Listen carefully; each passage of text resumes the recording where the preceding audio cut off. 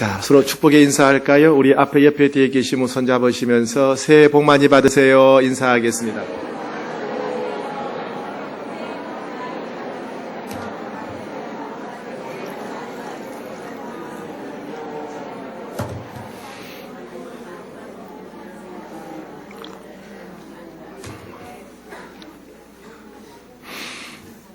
여러분, 제가 나열하는 몇 가지 단어가 가리키는 공통된 것이 무엇인지 한번 알아맞혀 보시기 바랍니다. 늙은 호박, 안개 속을 움직이는 연료가 떨어진 자동차, 흐린 가을 하늘, 빠른 속도로 추락하고 있는 비행기, 치료법이 개발되지 않은 난치병 환자. 뭘 가리킬까요? 이런 것들은 다 부정적인 내용이죠. 이건요, 한국의 지도층 인사들에게 물어본 한국 교회에 대한 이미지입니다. 한국 교회, 기독교 교회 하면 무엇이 떠오르느냐 이렇게 물었더니 늙은 호박, 안개 속을 움직이는 연료가 떨어진 자동차, 빠른 속도로 추락하는 비행기, 치료법이 개발되지 않은 난치병 환자, 이것이 한국 교회의 이미지라는 겁니다. 참 심각하지요. 한국 교회는 1960년대 이후로 급속도로 성장했습니다. 60년대, 70년대, 80년대 성장했고 교회 숫자도 지금은 한 5만, 6만 정도 교회가 있고 목회자만 12만 명 정도가 된다 그러지요. 우리나라에 복음을 전했던 나라가 여러 나라인데 제일 많이 왔던 선교사가 미국의 장로교 선교사와 감리교 선교사입니다. 그런데 지금은요, 미국 장로교인 숫자보다도 한국 장로교인 숫자가 훨씬 더 많습니다. 미국 감리교 다음으로 두 번째로 세계에서 많은 감리교도가 또 한국입니다. 세계에서 교인 숫자가 많은 10대 교회 중에서 5개 교회가 한국에 있습니다. 세계에서 제일 큰 장로교회, 세계에서 제일 큰 감리교회가 한국에 있고요. 재작년까지만 하더라도 미국 다음으로 선교사를 많이 파송한 나라가 한국입니다. 그럼에도 불구하고 문제가 많다는 겁니다. 외형적으로는 크게 문제가 없어 보이죠. 예를 들면 개신교와 우리 개신교하고 그다음에 가톨릭 천주교하고 불교도들한테 질문을 했는데 주 1회 이상 예배에 참석하느냐. 우리 기독교로 말하면 예배에 참석하는 거고 불교는 미사에 참석하는 것이고 불교는 법회라 그럽니까? 하여튼 그런 데 참석하냐 물었어요. 법당에 가느냐 이렇게 물었는데 그게 중요하겠어요? 개신교는 71%가 일주일에 하루는 교회 간다는 겁니다. 그런데 천주교는 43%가 일주일에 한 번 성당에 간대요. 그런데 불교도는 거의 안 가잖아요. 한 4% 정도, 100명 중에 4명 정도가 법당에 간다는 거예요. 일주일에 한 번 정도. 기독교는 약 70%가 일주일에 한 번 교회 가는데 불교도들은 100명 중에 4명이 일주일에 한 번 법당에 간다 그랬어요. 그리고 하루 한 번 이상 기도를 하느냐. 하루 한 번 이상 기도하면 개신교들은 약 60%가 하루에 한 번 이상 기도한다. 가톨릭은 28%, 불교는 14%. 불교는 거의 기도도 안 하고 이런 거죠. 그 다음에 하루 한 번 이상 경전을 읽느냐, 성경 읽느냐 물어보니까 개신교는 약 60%가 하루에 한 번, 50%가 하루에 한 번 성경 읽는다. 가톨릭은 약 16%가 하루에 한 번 성경 읽는다. 불교는 약 8%가 하루에 한 번 정도 불경 읽는다. 정리하면요, 개신교와 천주교와 그 다음에 불교도 중에서 개신교들이 훨씬 더 예배의 신앙생활이 열심히라는 겁니다. 열심히 교회 나오고 열심히 기도하고 열심히 성경 읽고 열심히 헌금하고 신앙적 열심은 개신교들이 다른 종교와 비교할 수 없을 만큼 열정적이고 헌신적이라는 거예요.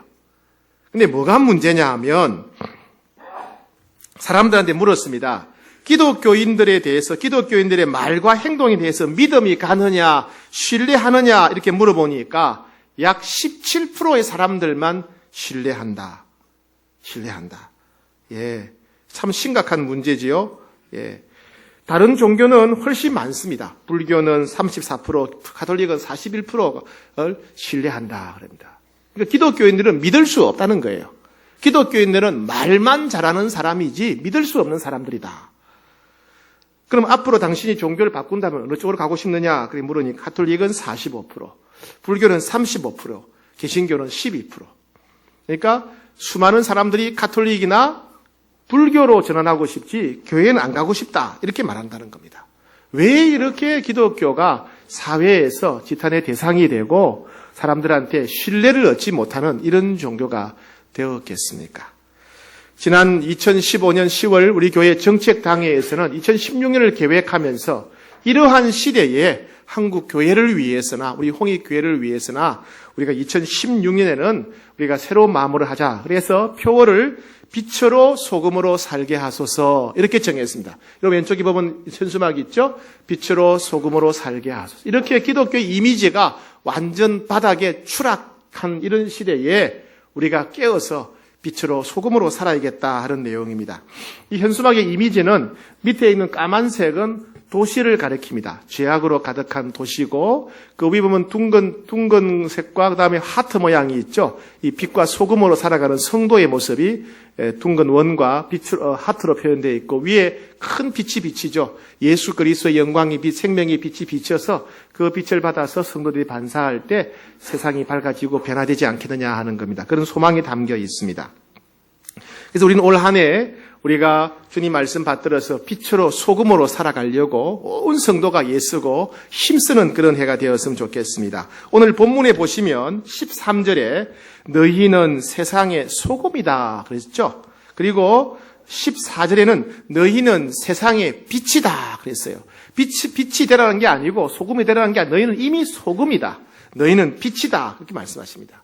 소금의 역할은 뭡니까? 13절 시작. 너희는 세상의 소금이니 소금이 만일 그 맛을 잃으면 무엇으로 짜게 하리요?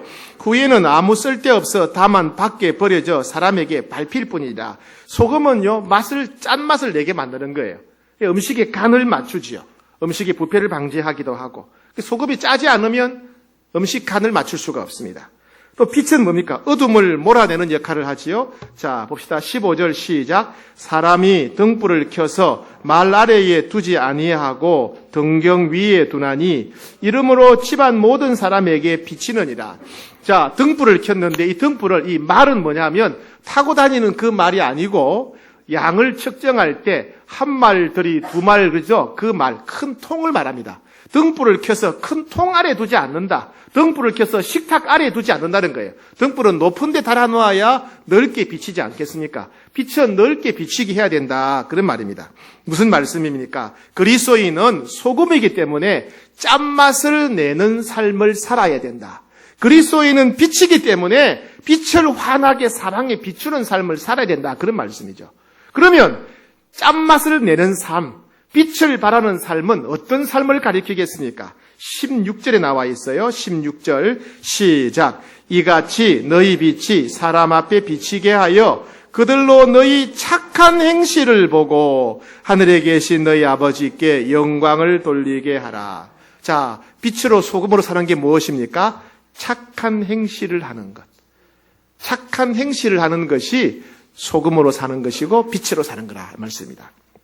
그렇다면 착한 행실이 무엇일까요? 흔히 이렇게 착한 행실 그러면 그냥 어려운 사람 도와주는 거 생각하는데 물론 어려운 사람 도와주는 것도 착한 행실인데 그것만 착한 행실이 아니에요.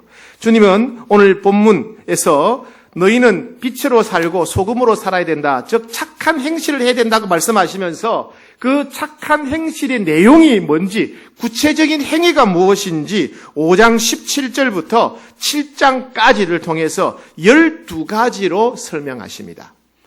우리가 살아야 될 착한 행실, 즉 소금으로 빛으로 살아야 될 착한 행실을 주님은 5장부터 7장까지를 통해서 12가지로 설명하고 있어요. 첫 번째, 5장 21절부터 26절까지인데 다른 사람에게 화를 내거나 욕을 하지 않고 잘 참는 것, 이것이 첫 번째 선한 행실입니다. 여러분 자녀들을 향해서 누가 욕하면 기분 나쁘지요. 그죠? 여러분에게 욕하는 것은 물론 기분 나쁘다 참을 수가 있는데 자녀들에게 욕을 하면 참기 힘들 겁니다. 하나님은 한 사람의 영혼이 천하보다 귀하다 그랬어요. 온 세상의 돈과 재물을 보석을 다 합쳐놓은 것보다 한 영혼이 더 귀하다 그랬어요. 근데 그렇게 귀한 영혼을 누군가가 구타 때리거나 죽이거나 심지어 욕하거나 화를 내도 하나님은 용서하지 않으시겠다는 말씀입니다. 그래서 우리가 다른 사람들에 대해서 화를 내지 않고 욕하지 않고 잘 참는 것, 그것이 첫 번째 착한 행실이라는 거예요. 어디서? 교회에서. 교회에서 누가 화를 내겠습니까? 물론 설교 오래 한다고 화를 낼지 모르겠는데, 교회에서, 가정에서 화를 많이 내잖아요. 가정에서. 그 다음에 친척들 사이에서, 동네에서, 길 가다가 식당에서, 그리고 직장에서 제발 화를 내지 말고 욕하지 마라. 그게 첫 번째 착한 행실이다. 그런 말씀이에요. 두 번째, 5장 27절부터 32절인데 배우자 이외의 사람들에게 음욕을 품지 말고 깨끗한 마음으로 대하는 것이 착한 행실입니다. 성생활은 하나님이 부부에게만 주신 특권이에요. 선물이죠. 부부라고 하는 울타리 안에서만 성생활을 해야 돼요. 그러나 부부라는 울타리를 벗어나게 되면 죄가 됩니다. 오늘날 한국 사회는 성생활이 마치 취미생활처럼 되는 게 참 큰 문제입니다. 온갖 유혹이 바로 코앞에 와 있어요. 이런 시대일수록 우리 그리스도인들은 빛과 소금으로, 즉 배우자 이외의 사람들에 대해서 음욕을 품지 않고 깨끗한 마음으로 대하는 것, 이것이 두 번째 행할 착한 행실입니다. 세 번째는 5장 33절부터 37절인데 거짓말을 하지 않는 것. 거짓말을 하지 않고 한 번 말한 것은 지키는 것. 이것이 우리가 행할 세 번째 착한 행실입니다. 사람들은 믿지 못하니까 하도 거짓말을 하고 약속을 안 지키니까 어떻게 합니까? 맹세를 하지요. 맹세. 내가 맹세한다. 그리고 도장을 찍고 사인을 하고 담보를 설정하지요. 왜? 못 믿으니까. 그러나 그리스도인들은 맹세하지도 않고 담보하지 않고 사인하지 않고 도장 찍지 않아도 그리스도인의 말은 믿을 수 있어야 된다. 거짓말하지 않고 한 말을 지키는 것, 이것이 그리스도인이 지켜야 될 세 번째 착한 행실입니다. 네 번째, 5장 38절부터 42절인데 악한 자에게도 대적하지 말고 선대하라는 겁니다. 나한테 해코지 하는 사람도 잘 대주라는 겁니다. 여러분, 우리 교회에 차량관리위원회들이 참 훌륭해요. 참 우리 교회 주차장이 좁잖아요. 그죠? 좁아서 물론 대부분 다 이제 사근 초등학교에 주차하고 새가족들이나 노약자를 중심으로 교회 앞 주차장을 이용하는, 이것도 좁아요. 근데 참 이 좁은 데서 우리 차량위원들이 굉장히 수고합니다. 아마 전국에서 발레 파킹 해주는 데는 우리 홍익교회밖에 없을걸요. 다 주차해주고, 그죠? 관리해주고, 할 때는 또 심지어 세차까지 해줍니다. 세차까지. 예, 우리 교회 차량위원들이 시간 있을 때는 성도님들 주차한 차를 세차까지 해줍니다. 참 대단하지요? 또 가끔은 또 택시 타고 오는 분들이 있죠. 택시 기사들은 불평이 많아요. 이 복잡한데 산 꼭대기까지 택시를 타고 오냐고 입이 이만큼 나옵니다. 그러면 차량위원들이, 우리 교인들이 내리면 즉석에서 삶은 계란하고 그 다음에 커피 한 잔하고 설교 CD하고 딱 포장해서 선물로 딱 줍니다. 그러면 택시기사들이 그렇게 좋아해요. 근데 뭐가 문제냐 하면 저희가 주중에는 동네 사람들이, 지역 분들이 주차장을 마음껏 사용하도록 개방합니다. 아무나 주차합니다. 근데 부탁을 하지요. 주일만큼은 차를 좀 빼달라고. 아는 분들은 미리 차를 빼기도 하는데 어떤 분들은요, 안 빼요. 전화를 하면 전화를 안 받아요. 전화를 끊었거나 아예 자버려요. 그냥 전화 끄고 자버리고. 심지어 기회를 가지고 다른 데로 나가버리는 사람도 있어요. 참 답답하죠. 그러니까 차량위원들은 차를 좀 빼달라고 전화하고 얼마나 막 실갱이를 벌인지 몰라요. 무슨 죄를 지은 것도 아닌데 잘못한 사람 것처럼 굽신거리면서 차 좀 빼달라고 합니다. 특히 그때 상습범들이 있어요. 상습범. 어떻게 인간이 이럴 수 있을까? 그런 분한테 계란 하나 더 줘야 된다 이겁니다. 계란 하나 더 주고 커피 한 잔 더 주고. 그것이 뭐예요? 악한 자에게 대적하지 말고 선대하라. 절대 싸우면 안 돼요. 절대 하지 말고 계란 하나 더 주는 것, 그게 착한 행실이다. 그 다음에 다섯 번째는요, 5장 43절, 48절, 원수도 용서하고 축복하라. 원수한테 절대로 복수하지 마라. 복수는 하나님 손에 맡기고, 절대 복수하지 말고 하나님 손에 맡기고 용서하고 축복하는 것, 그것이 하나님이 우리에게 주신 착한 선한 행실입니다. 여섯 번째, 6장 1절부터 4절까지 나누고 베푸는 삶에 힘써야 된다. 이거 잘 아는 내용이죠. 나누고 베풀어야 된다. 예, 우리 교회가 우리가 사랑의 밥그릇 하고 있죠. 참 귀한 거예요.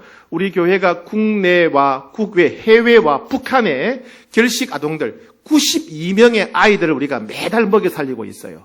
한국과 해외와 북한에 있는 아이들 92명을 매달 우리가 먹여 살리고 있어요. 이거 너무 귀한 일이잖아요. 그죠? 92명. 예, 너무 귀합니다. 이런 일 열심히 해야 되고, 지역사회 어르신들을 섬기는 또 이웃사랑회라든가, 또 어려운, 가정에 돕는 많은 일들 우리가 열심히 하셔야 됩니다. 또 교회 주변 골목길 청소, 이런 거 열심히 하셔야 돼요. 그 다음에 7번째, 6장 5절부터 15절인데, 기도하는 것입니다. 여러분, 기도하는 것이 왜 착한 행실일까요? 주님은 착한 행실의 12가지 예를 설명하면서 한 가운데다가 기도를 넣어놨어요. 기도가 왜 착한 행실일까요? 왜냐하면요, 우리의 인생의 목적은, 동기는 너무나 이기적이고 자기중심적입니다. 기도해야 우리 인생의 동기와 목적이 올바르게 조정되기 때문에, 기도해야 자기중심적인 사람이 다른 사람을 긍휼히 여기는 사람으로 변화되기 때문에, 기도해야 유혹과 욕심을 이길 수 있으니까, 기도해야 다른 사람을 유익하게 하는 축복의 사람으로 변화되기 때문에, 그래서 기도하는 것이 착한 행실이라는 겁니다. 그 다음에 8번째, 6장 16절 18절인데, 위선적인 신앙생활을 하지 않는 것, 이게 착한 행실이에요. 위선적인 신앙생활이 뭡니까? 교회에 왔는데 하나님을 보지 않고 사람을 보는 사람들에게 인정받으려고 그러고 사람들에게 칭찬받으려고 하는 게 위선적인 신앙생활이에요. 내가 이만큼 노래 잘한다, 내가 이만큼 기도 잘한다, 내가 이만큼 은사를 많이 받았다, 내가 뭐 직분 받았다, 사람들에게 인정받고 칭찬받고 사람 보러 보고 신앙생활하는 거, 이게 위선적인 신앙생활, 껍데기 외식적인 신앙생활이라는 겁니다. 이런 위선적인 신앙생활을 하지 않는 것, 오직 하나님만 바라보는 것, 이것이 우리가 할 8번째 착한 행실입니다. 9번째, 6장 19절부터 34절인데 내일 일을 염려하지 않고 하나님의 뜻을 구하는 것. 왜 내일 일을 염려하지 않는 것이 착한 행실일까요? 우리가 내일 일을 염려하게 되면 불안해서 욕심을 부리게 돼요. 과도한 욕심을 부리게 되고 집착하게 되고 나누지 못합니다. 그래서 우리가 내일 일을 염려하지 않고 하나님께 맡길 수 있는 것이 착한 행실의 출발이죠. 그 다음에 7장 1절부터 6절까지는 10번째, 다른 사람을 비난하지 않는 것, 험담하지 않는 것. 사람들은 모였다 하면 남들 비난하기를 좋아해요. 누구 험담하기를 좋아하죠. 뒷담화라 그러죠. 저 인간은 이래, 이 인간은 이래, 막 그게 재밌어요. 그것이 그리스도인들은 그런 삶을 살아서는 안 된다. 교회에서나 또 가정에서나 직장에서 다른 사람을 비난하지 않는 것, 이것이 10번째 선한 행실.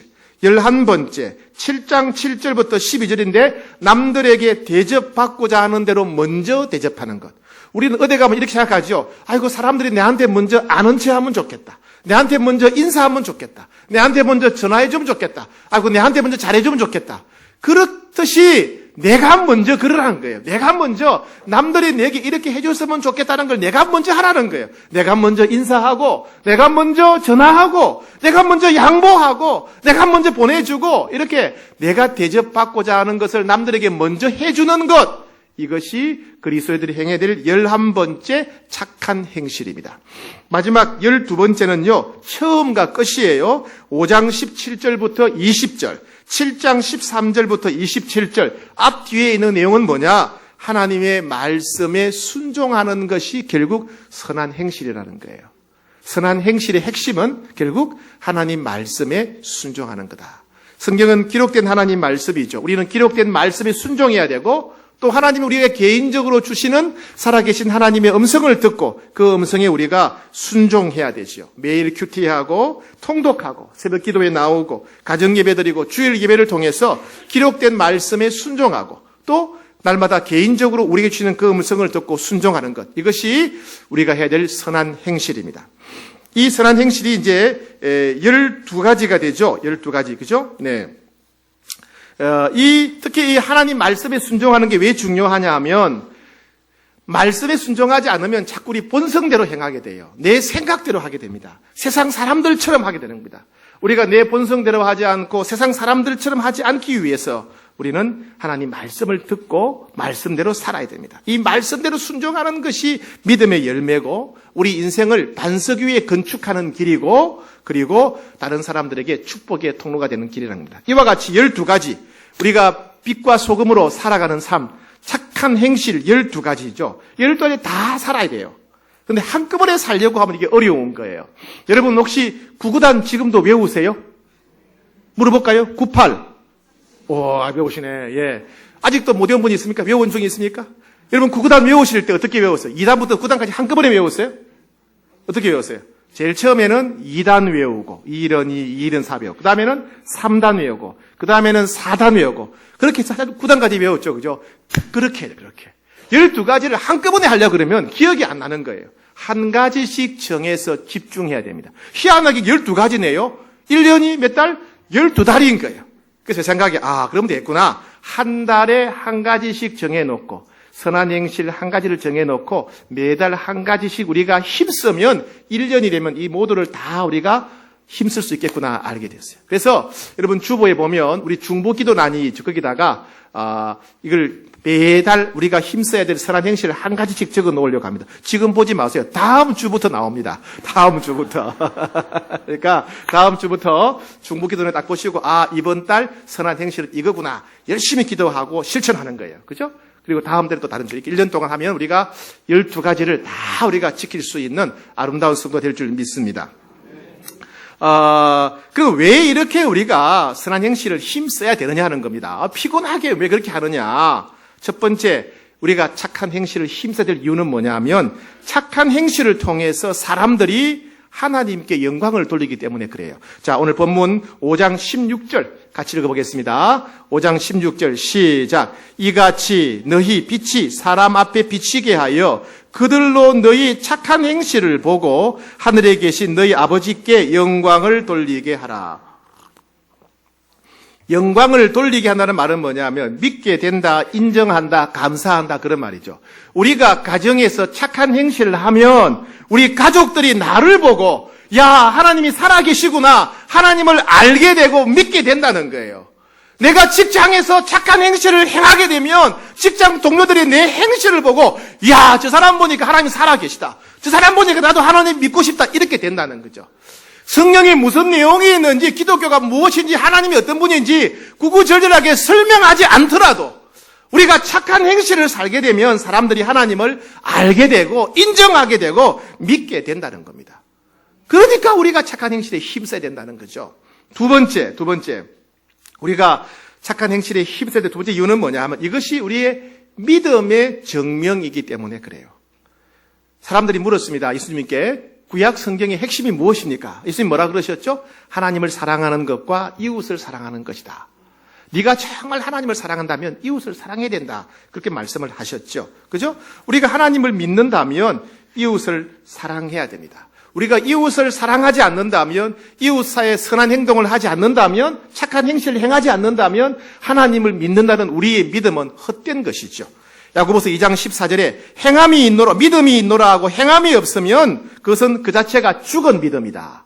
하나님을 사랑한다고 하면서도 이웃을 사랑하지 않으면, 하나님을 믿는다고 하면서도 선한 행실을 실천하지 않는다면 그 믿음은 죽은 믿음이다. 껍데기 믿음이다. 쓸데없는 믿음이다 이 말입니다. 즉 우리가 착한 행실을 왜 하느냐? 착한 행실은 우리가 하나님을 믿는다고 하는 믿음의 증거이기 때문에, 우리가 착한 행실을 하는 것은 우리가 하나님을 사랑한다고 하는 믿음의 증거이기 때문에 착한 행실을 해야 된다는 겁니다. 첫 번째는 착한 행실은 사람들로 하여금 하나님을 믿게 하기 때문에, 두 번째는 우리의 선한 행실은 믿음의 증거이기 때문에, 세 번째는요, 착한 행실은 또 다른 예배이기 때문에 그래요. 우리는 흔히 찬양하고 노래 부르는 예배만 생각하는데 다른 예배도 있습니다. 히브리서 13장 15절에 보면 우리는 예수로 말미암아 항상 찬송의 제사를 하나님께 드리자.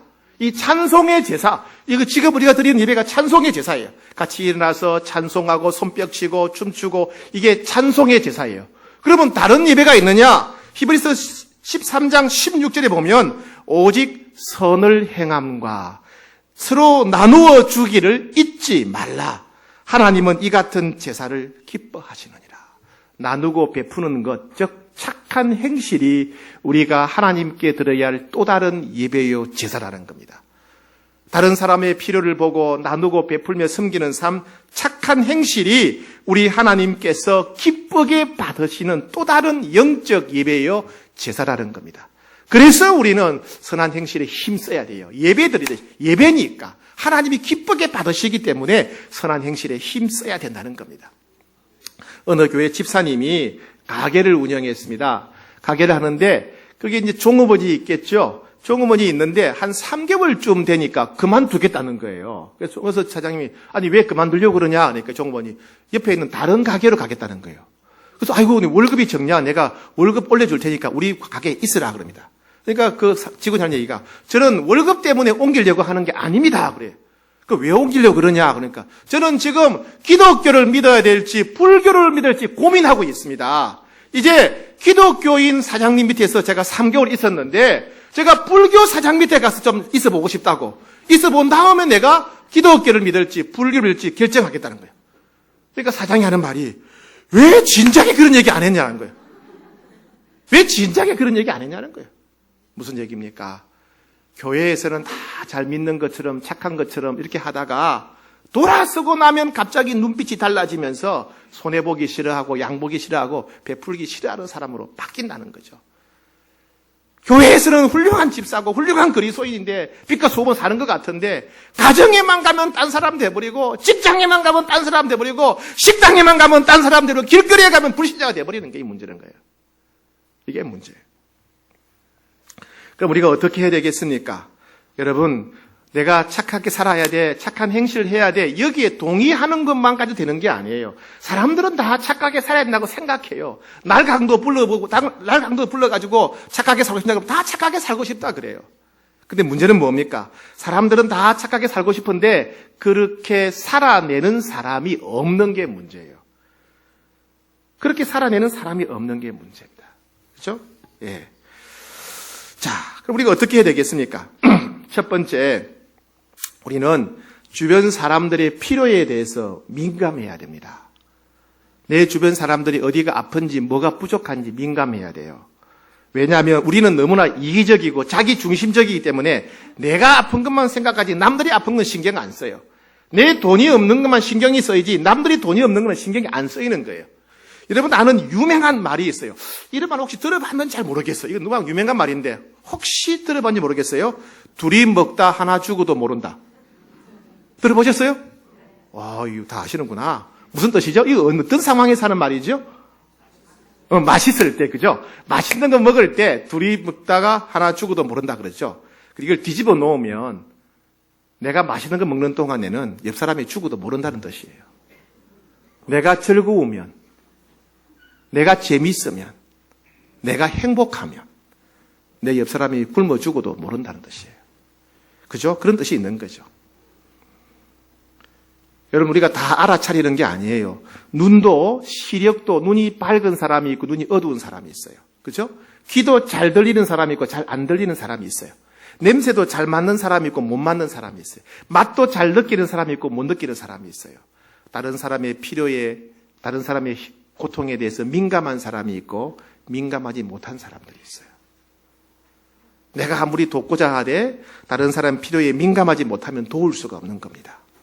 여러분, 우리가 조금만 눈을 돌면 우리 주변에는 어려운 사람이 너무너무 많습니다. 몸이 아픈 사람도 많고 마음이 아픈 사람도 많고 돈이 없는 사람도 많고 관계가 깨어져서 고통스러워하는 사람도 많고 실직한 분도 많고 사업이 어려운 분도 많고 외로운 분도 많아요.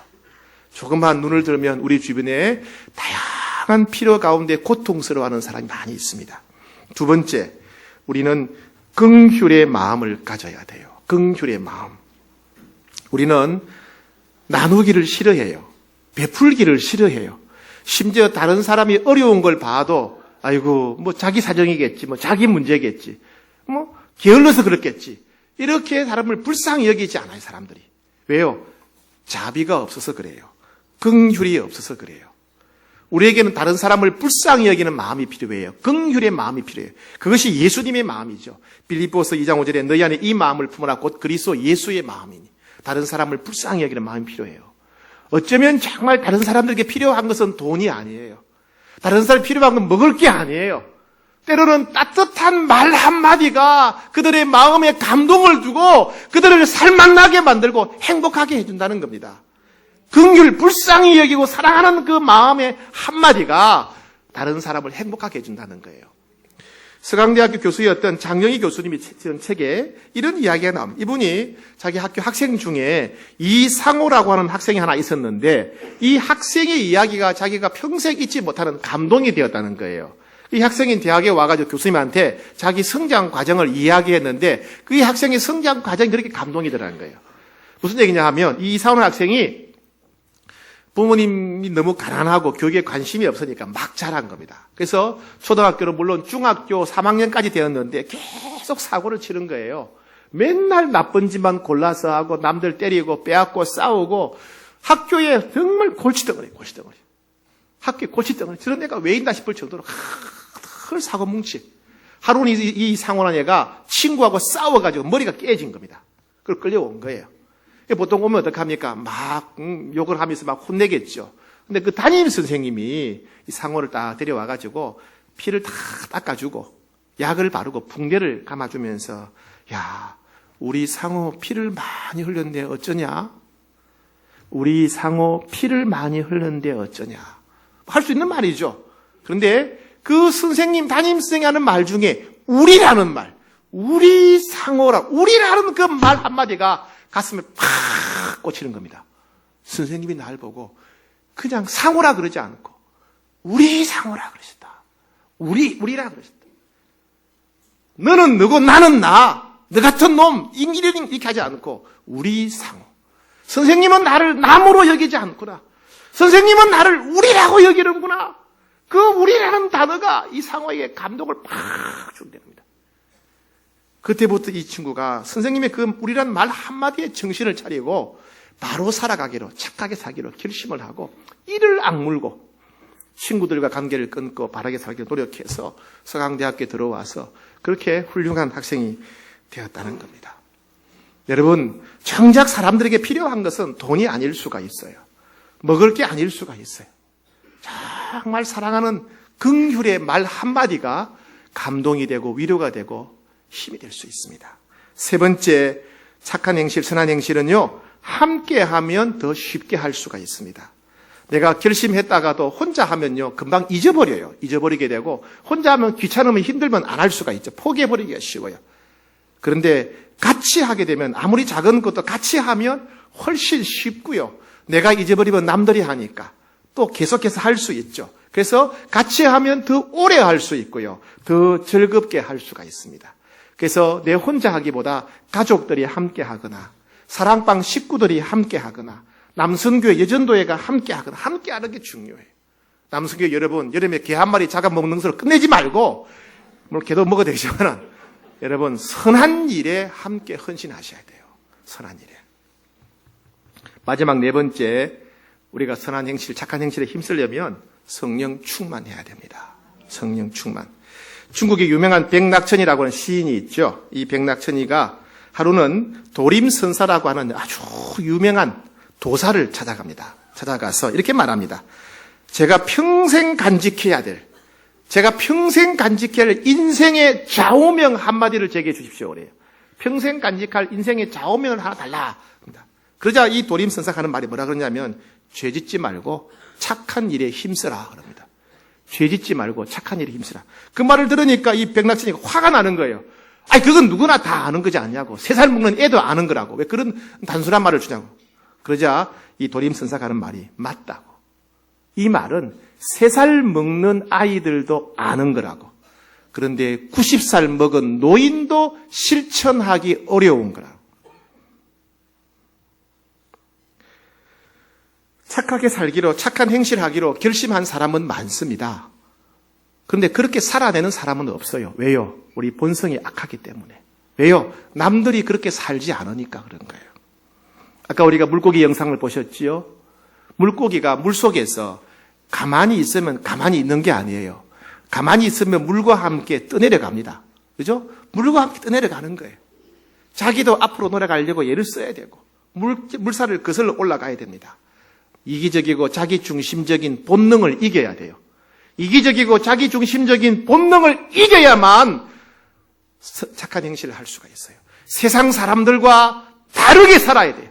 때로는 가족들과, 때로는 친척들과, 친구들과, 직장 동료들과 다른 방식으로, 다른 가치관으로, 다른 생활 방식으로 살아야만 착한 행실을 할 수가 있습니다.